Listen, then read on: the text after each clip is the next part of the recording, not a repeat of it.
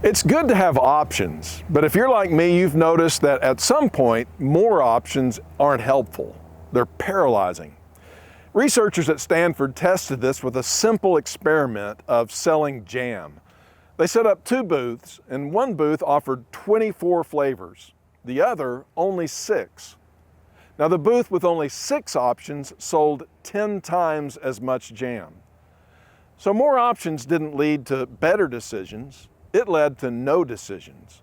Apparently, our brains get paralyzed by too much opportunity. And that's where we are as a culture. We're the 24 jam generation. Infinite options for where to live, what to do, who to date, which church to attend, and we're stuck, unable to commit to any one thing for fear of missing out on something else. I often think about my grandparents' generation. They had far fewer options, and yet they built marriages, careers, communities, and churches. That generation lived by the proverb, commit to the Lord whatever you do, and He will establish your plans. Now, the number of options isn't going to get smaller, which means we have to get smarter. We have to realize that keeping our options open really means letting opportunities pass us by. If you want a family, you have to pick someone and get married. If you want a career, you have to choose a path and put in the work.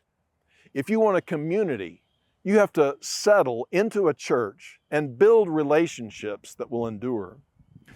The reason many resist making commitments is because saying yes to one thing means saying no to everything else. And you fear your choice might not be optimal. But over time, I've learned that there's something far more powerful than optimized decisions, and that's follow-through, stick-to-itiveness, commitment. A good life is less about making the perfect selection and more about making something good out of the selections you've made. In Luke 17:33, Jesus said, "Whoever tries to keep their life will lose it, but whoever loses their life will find it."